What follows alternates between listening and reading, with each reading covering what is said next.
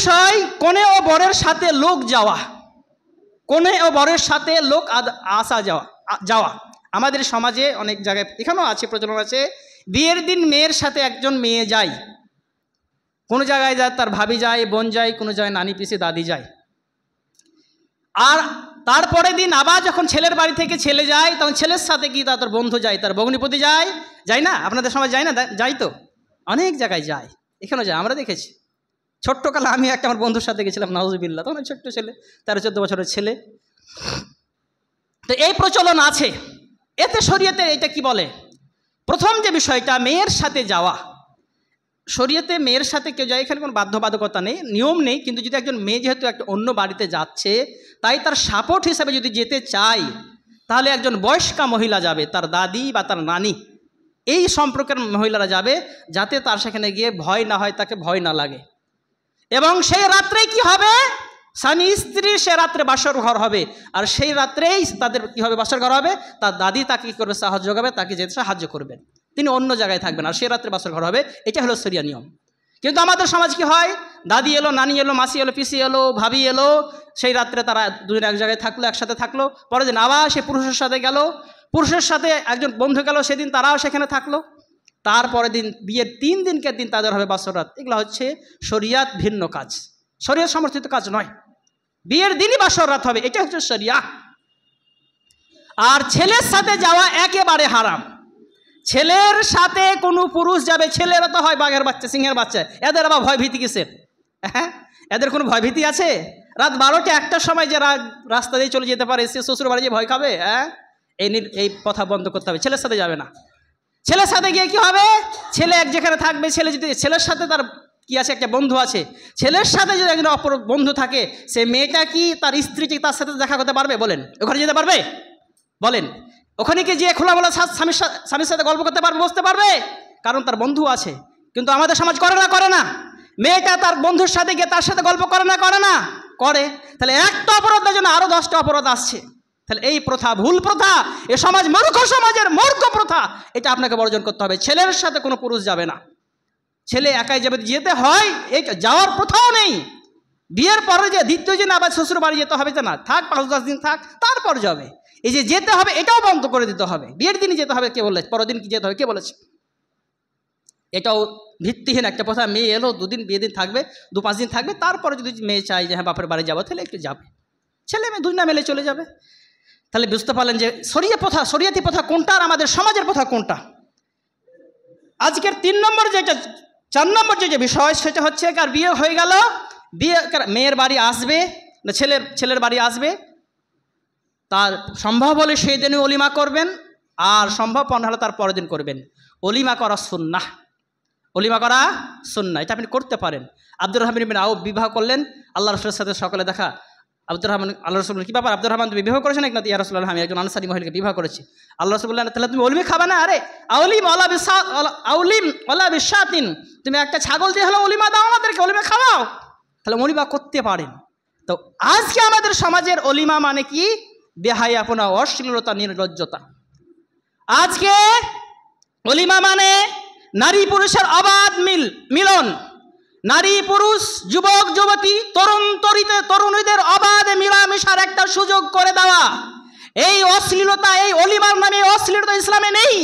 এই অলিমাকে ইসলাম কোনো সময় সাপোর্ট করে না। আপনি সুন্নাতকে পালন করতে গিয়ে ফরজের বুকে পা দিয়ে আপনি জবাই করে দিয়েছেন। অলিমা করা ছিল আপনার জন্য সুন্নাত। অলিমা মানে এই নয় যে আপনাকে গ্রামে 500 মানুষ খাওয়াতে হবে। অলিমা মানে এটা নয় যে 1000 মানুষ খাওয়াতে হবে। অলিমা মানে হতে পারে 5 জন, হতে পারে 10 জন, হতে পারে 100 জন, হতে পারে 1000 জন। তবে সেটা হতে হবে ইসলামকে মান্যতা দিয়ে, ইসলামকে বজায় রেখে। ছেলেরা খাবে একদিকে, মেয়েরা খাবে একদিকে, মেয়েদের ছেলেদের বাউন্ডারি থাকবে, পার্টিশন থাকবে প্যান্ডেলের মধ্যে, ছেলেরা মেয়েদেরকে দেখতে পাবে না। সম্ভবপর হলে মেয়েদের পরিবেশে, মেয়েদের প্যান্ডেলে মেয়েরাই খাবার পরিবেশন করবে। এটা যদি আপনি করতে পারেন তাহলে আপনি অলিমা করতে পারেন। আর এটা যদি মেনটেন করা আপনার পক্ষে সম্ভব না হয়, তাহলে অর্ধলঙ্গ মেয়েদেরকে, নির্লজ্জ মেয়েদেরকে এই প্যান্ডেলের ছেলে মেয়ে এক জায়গায় বসে অশ্লীলতা ছড়া আপনার জন্য কখনোই জায়েজ হবে না। এটা না জায়েজ, এটা হারাম। এইটা ভলিউমটা কমিয়ে দেন, অধিকারটা ভলিউম, যেটা আজানেরটা একবার কমিয়ে দেন, আজানেরটা একবার কমিয়ে দেন, ব্যাস। এটা একেবারে জায়েজ হবে না। কেন হবে না? আল্লাহ সুবহানাহু ওয়া তাআলা বলছেন সূরা নূর সূরা নম্বর 24 আয়াত নম্বর 19, আল্লাহ সুবহানাহু ওয়া তাআলা বলছেন ইন্নাল্লাযীনা ইউহিব্বুনা আন তাশিয়াল ফাহিশাতু ফিল্লাযীনা আমানু, ইন্নাল্লাযীনা ইউহিব্বুনা, নিশ্চয় যারা পছন্দ করে, নিশ্চয় যারা এটা চাই, আন তাশিয়াল ফাহিশাতু ফিল্লাযীনা আমানু, যে ঈমানদারদের মধ্যে নির্লজ্জতা, বেহায়াপনা, অশ্লীলতা বিস্তার লাভ করুক, লাহুম আযাবুন আলীম ফিদ দুনিয়া, আল্লাহ বলছেন তাদের জন্য রয়েছে দুনিয়াতে বেদনাদায়ক শাস্তি, তাদের জন্য রয়েছে দুনিয়াতে বেদনাদায়ক শাস্তি, ফিদ দুনিয়া ওয়াল আখিরা, দুনিয়া এবং আখিরাতে তাদের জন্য রয়েছে লাঞ্ছনাদায়ক বেদনাদায়ক শাস্তি। আল্লাহু ইয়ালামু আনতুম লা তা'লামুন, আল্লাহ যা জানেন তোমরা তা জানো না। ভাইরা আমার, আল্লাহ বলছেন যারা চায় যে ইমানদারদের মধ্যে, মুসলিম সমাজে, মুসলিম সোসাইটি দেখতে হোক নির্লজ্জতা, বেহায়াপনা, অশ্লীলতা বিস্তার লাভ করুক, তাদের জন্য রয়েছে আল্লাহর কাছে কঠিন থেকে কঠিনতম শাস্তি, ইহ জগতে এবং পরজগতেও। এবার বলেন তো, বিয়ের মজলিসে কত নির্লজ্জতা হয়। ইয়ং ইয়ং মেয়েরা, 14 বছর, 15 বছর, 18 বছর, 20 বছর, 25 বছর মেয়েরা, ওয়াল্লাহি আল্লাহর কসম অধিকাংশ 10টার মধ্যে 9টা ধরেন, একটা বাদ দেন, হতে পারে এক একটা ভালো মেয়ে থাকতে পারে, আছে, তাহলে শতাংশের হারে 90 জন মেয়ে তারা মাথায় কাপড় থাকে না, 90 জন মেয়ের বুকে কাপড় থাকে না, 90 জন মেয়ে থাকে কি শাড়ি পরে থাকে, তাদের দেহের অনেক অংশ উন্মুক্ত হয়ে যায়। এই অশ্লীলতা এক জায়গায় বসে, এক প্যান্ডেলে এদিকে একজন মেয়ে, ওপর দিকে অন্য একজন যুবক ছেলে খাচ্ছে, চোখে চোখে তাকাচ্ছে, চোখে চোখে কথা হচ্ছে, একদিন চিনে না, এখানে আদান প্রদান হয়ে যায়, এখান থেকে তাদের প্রেমের সূচনা হয়ে যায়। অনেক ছেলেদের, অনেক ছেলে মেয়ের এই বিয়ের মজলিসে প্রেম হয়ে যায়, বিয়ের মজলিসে এসে অনেক ছেলের সাথে অনেক মেয়ের প্রেম হয়েছে। অনেক ঘটনা আপনারও জানা আছে, আমিও জানি, এরকম অনেক ঘটনা হয়েছে।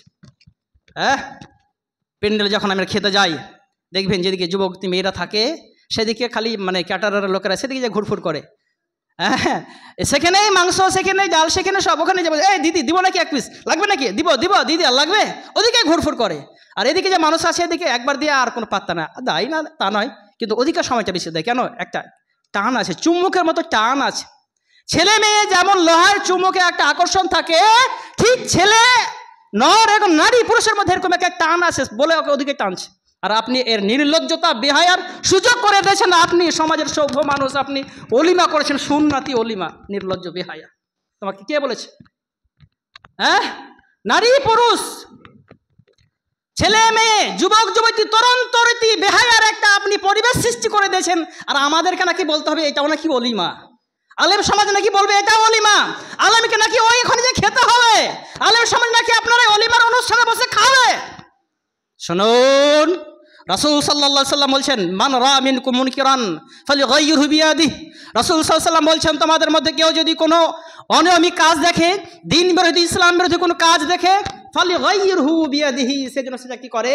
হাতের দ্বারা প্রতিরোধ করে, শক্তির দ্বারা সেটাকে থামিয়ে দেয়। আমাদের তো মৌলভী সাহেব এতটা শক্তি নাই, মসজিদে ইমামতি করি, এতটা শক্তি আমাদের পাওয়ারফুল আমরা হতে পারিনি। তো হাতের দ্বারা যদি ফাইল্লাম ইয়াস্তাতে, হাতের দ্বারা যদি ক্ষমতা না থাকে, সমাজের মানুষ, কোন সামাজিক অপরাধ যদি তোমরা হাতের দ্বারা, শক্তির দ্বারা বন্ধ করতে না পারো, ফাবি লিসানি, সেটার জন্য জবান দিয়ে বলো, ভাই এইভাবে অলিমা করা ঠিক নয়, এটা ইসলাম সিদ্ধ নয়, ইসলামে যে অলিমার অনুমোদন দেওয়া হয়েছে এই অলিমা নয়, এটা নয়। অতএব আপনি এই সিস্টেম বন্ধ করুন, এটা জায়েজ নয়। এটাও যদি সে না শোনে, ফাবি কলবিহি, সেজন্য সেটা অন্তর দিয়ে ঘৃণা করে। অন্তর দিয়ে ঘৃণা কি মানে? আমি সেটা করবো না, তাই নাকি? জি না, অন্তর দিয়ে ঘৃণা মানে আমি ওই অলিমাতে যাব না, ওই ইনভাইট, এই দাওয়াত আমি কবুল করব না, এটা হচ্ছে ঘৃণা। আর আমি হাজি সাহেব, আমি মৌলভী সাহেব, আমি খতিব সাহেব গিয়ে আলহামদুলিল্লাহ খাচ্ছি, আর আলহামদুলিল্লাহ মাশাআল্লাহ খুব ভালো হয়েছে, মাংসটা খুব ভালো, খুব ভালো হয়েছে, ভালো হয়েছে, খাচ্ছি আর আলহামদুলিল্লাহ করছি, আর আমার সামনে একজন নির্লজ্জ, বেহায়া, অশ্লীল একজন মেয়ে বসে আছে, ওকে বলছি কেমন লাগছে, খেতে ভালো লাগছে গো বাবু, ভালো হয়েছে খাবার, রান্না ভালো হয়েছে, এই দেখেন মিষ্টি মিষ্টি কথা। এই সমাজ, এটা সমাজ, এটা আমাদের শিক্ষিত সমাজ, ধিক্কার এই সমাজ। এই অলিমা বন্ধ করতে হবে। মেয়েদের বাড়িতে যত বড় অনুষ্ঠান করে, সেই অনুষ্ঠান বন্ধ করতে হবে। এই অনুষ্ঠান করা যাবে না। যদি করতে হয় ইসলামকে মান্যতা দিয়ে, যদি আপনার পক্ষে সম্ভব হয়, নারীরা খাবে একদিকে, মেয়েরা পুরুষেরা খাবে একদিকে, ঘেরা থাকবে, এটা যদি করতে পারেন তবেই খাওয়াবেন, নচেত বন্ধ করুন। আপনি নেকি করতে গিয়ে পাপ আপনার অনেক গুণ বেশি হয়ে যাবে। প্রিয় ভাইরা আমার, অতএব এই বেহায়াপনা, অশ্লীলতা বন্ধ করুন, নচেত কখনোই আপনার জন্য এটা কল্যাণকর হতে পারে না। তাহলে অলিমার নামে আমাদের অশ্লীলতা, নির্লজ্জতা, বেহায়াপনাকে কি করতে হবে? বর্জন করতে হবে। তারপরে আরেকটি বিষয়, সময় শেষের দিকে চলে এসছে কাছাকাছি, আমরা বেশি সময় নেব না। দান প্রথা, আর একটা আমাদের সমাজের প্রচলিত নিয়ম, দান প্রথা। যার বাড়িতে নিমন্ত্রণ আছে, ইনভাইট আছে, তার বাড়ি খেতে গেলে দান নিয়ে যেতে হয়। আচ্ছা দেখুন তো, হাদিস কোরআন খুঁজেন তো, যত বড় আলেম আছে, যে ইনভাইট দিলে, দাওয়াত খাওয়ার বাড়িতে, দাওয়াত মেজমানের বাড়িতে কি নিয়ে যেতে হয়? উপহার সামগ্রী নিয়ে যেতে হয়। হ্যাঁ, আর আজকের সমাজ এটাকে আবশ্যিক করে নিয়েছে। যদি না নিয়ে যায় তাহলে বলছে না নিয়ে যায় কী বলবে? হ্যাঁ, মানুষ বলবে কাঞ্চুস, বখিল, এটা একটা বলবে। আর যদি দান, সেই মানে ধরেন আপনি একজন বড়লোক মানুষ, একজন গরিবের বিয়ে খেয়ে এসছেন, আপনি 5,000 টাকা দামের, 2,000 টাকা দামের একটা কোনো বড় দান দিয়ে এসছেন, কিন্তু গরিব মানুষ দিন খায়, ও তো 2,000 আর 5,000 দান কি দিতে পারবে না, দান আপনাকে দিতে পারবে না। তখন আপনি বলবেন নিমক হারাম লোক, নির্লজ্জ লোক, আমার বাড়িতে আমি যখন বাড়ি খেয়েছি এত টাকা দান দিয়ে এসেছি, আমার বাড়িতে এই মাত্র সামান্য 200 টাকার 500 টাকার দান দিয়ে গেল, ঝাঁটা মারবার বাড়িতে, আগামীতে আসুক আমিও দিয়ে আসবো। হয় না? এরকম হয় না? এটা হয়, 100 বার হয়, আমি বলছি হয়। এই প্রথা আপনাকে বন্ধ করতে হবে, এই দান প্রথা বন্ধ করতে হবে, এটা শরীয়ত বিরোধী কাজ। অলিমা খাবেন, খেয়ে চলে আসবেন, দাওয়াতি প্রথা বন্ধ করেন। কোনো মায়ের বেটা কোনো যা লিখতে পারেনি কেন কার্ডে, নিমন্ত্রণ কার্ডে কেন লিখতে পারেনি যে দয়া করে কেউ কোনো উপহার সামগ্রী নিয়ে আসবেন না? লিখতে পারেনি কেন? আমি আজ থেকে 10-11 বছর আগে বিয়ে করেছি, 2015 সালে বিয়ে করেছি। পত্র আমি লিখে দিয়েছিলাম, দয়া করে আমার বাড়ি আসার সময় আধার কার্ড নিয়ে আসবেন। আমি কিসে বাস করি? বর্ডারে বাস করি। আর একটা লিখেছিলাম, প্রথমে লিখেছিলাম দয়া করে কেউ কোনো উপহার সামগ্রী নিয়ে আসবেন না, লিখেছিলাম। যদি থাকে কারো বাড়িতে কার্ড দেখবেন। পারেন না কেন লিখতে যে কেউ কোনো উপহার সামগ্রী নিয়ে আসবেন না, কেউ কোনো উপঢৌকন নিয়ে আসবেন না? কাউকে যদি দান করতে হয়, কোনো মানুষ যদি দুস্থ গরিব হয়, সে বৈবাহিক মানে খরচ করার মতো তার ক্ষমতা নাই, তাহলে আপনার গ্রামের মরল সর্দার যারা আছেন, আত্মীয় স্বজন যারা আছেন, তারা বিয়ের আগে তাকে 5,000, 10,000, 20,000 তুলে দিয়ে দিবেন, যে লাও তোমার বাড়িতে মেহমান আসবে, লোকজন হবে, তুমি খাওয়াবা, তাই টাকা টেনে তুমি খাও। এটা করতে পারেন, এটা হচ্ছে ইহসান, এটা হচ্ছে দয়া। কিন্তু এই উপঢৌকন দেওয়া, বিয়ে খেয়ে টাকা দেওয়া, বিয়ে খেয়ে দান দেওয়া, এটা শরীয়ত বিরোধী কাজ, এটা একটা অনইসলামিক কাজ, এটা অমুসলিমদের রীতিনীতি মুসলমানরা ধার করেছে। বর্জন করবেন তো ইনশাআল্লাহ? পারবেন তো এটা করবেন, বর্জন করবেন। এরপর থেকে আর বাড়ি উপঢৌকন নিয়ে যাবেন না, আর চেষ্টা করেন না। জাফর দিয়েছি, খেতে এসছি, তোমার বাড়িতে টাকা দিয়ে খেতে এসছি নাকি? টাকা দিয়ে খাবো তো হোটেলে যেয়ে খাবো বেটা। টাকা দিয়ে যদি খেতে হয় হোটেলে গিয়ে খাবো, হোটেলে গিয়ে বিরিয়ানি খাবো, তোমার বাড়িতে টাকা দিয়ে কিনে খাবো। মুসলমান, তোমাকে পরিবর্তন হতে হবে। সংক্ষিপ্ত হারে বলি, আর একটা হচ্ছে ক্ষীর কাচি, শেষ করে দেবো, শেষ বিষয় ক্ষীর কাচি। হয় না আমাদের সমাজে, এই শিক্ষিত সমাজে হয় ক্ষীর কাচি, মানে শুধু ক্ষীরের পর ক্ষীর, মিষ্টি, ক্ষীর, পায়েস খেয়ে যাও। এটা সারাহাতান স্পষ্ট হারাম। এই বিয়ের সাথে এই ক্ষীর কাচির কোনো প্রথা নেই, এটা অমুসলিমদের কাছ থেকে মুসলমানদের মধ্যে এসেছে। কৃষ্টি কালচার মুসলমানদের মধ্যে ঢুকেছে, এটা হচ্ছে জুলুম। বিয়াতে যত যা খরচ হয়, মোটামুটি ক্ষীর কাচি তার কাছাকাছি অত যা খরচ হয়ে যায়। হ্যাঁ, যদি মেয়ের বাড়ি থেকে, যেহেতু বিয়ের পরের দিন ছেলের বাড়িতে অনুমেয়া হয়, সে সূত্রে বলে বিয়ে আমার বাড়িতে আপনাদের নিমন্ত্রণ থাকলো, 10জন 20জন মানুষ গেল, যেহেতু বিয়ের বাড়িতে জিয়াফত আছে, সে সূত্রে যেতে হয়। আর যদি সমাজে কী করেছে, এরা যদি 10 জন যায়, এরা আসবে 20 জন কিংবা 30 জন। এরা যদি 30 জন যায়, ওরা আসবে 100 জন। আসে না? এরকম হয় না? যা যাবে তার ডবল আসবে। যারা আসবে ওদেরকে 3 বেলা একবার পেট পূর্ণ ফুল করে খাইতে হবে। প্রথমে দিতে হবে কোল্ড ড্রিঙ্কস, তারপরে দিতে হবে ফলের প্লেট, যত রকমের ফল আছে। যদি আপনি ওই যে মিনুতে ওরা যা দিয়েছিল তার চেয়ে কম দিলে বলবে বেটা আমাদের বাড়িতে থেকে খেয়ে এসছে, এতগুলো দেখো প্লেট সাজিয়ে, দেখো কাঙালের বাচ্চা কাঙাল। বলবে না? বলে ফলের প্লেট সাজাতে হবে, তারপর পায়েস দিতে হবে, এই পায়েসের সাথে মিষ্টি দিতে হবে। আমাদের সমাজের আগে খুব প্রচলন ছিল, বয়স্ক মানুষ যারা ছিল 1 কিলো 1.5 কিলো করে মিষ্টি খেত। মিষ্টি তো খেত না, শুধু এবার চিপ্ত আর গিলতো। এটা কত বড় নিমক হারামি, কত বড় জুলুম, একটা মানুষকে সমস্যায় ফেলা। অনেক বয়স্ক মানুষ আছেন যারা আপনারা জানেন যে এইভাবে চিপ্ত আর খেত, শুধু গোটা গিলছে, বাইরে এসে বমি করে ফেলে দিল, বেটা তোমাকে খাবার কি খেতে বলেছে, এর জন্য তোমাকে আল্লাহর কাছে হিসাব দিতে হবে। এই ক্ষীরকাচি প্রথা বন্ধ করতে হবে। ক্ষীরকাচি কোনোভাবেই যাওয়া যাবে না। ক্ষীরকাচি করবেন, আর ছেলের পক্ষ থেকে ক্ষীরকাচি করবেন না। ক্ষীরকাচি করা হারাম, এই জন্য আল্লাহর কাছে জবাবদিহি করতে হবে। অতএব ভাইরা আমার, অনেকগুলো কথা আপনাদেরকে বললাম আমাদের প্রচলিত বিবাহ এবং ইসলামিক বিবাহ। ইসলাম কি বলে? ইসলামিক বিবাহ সহজ।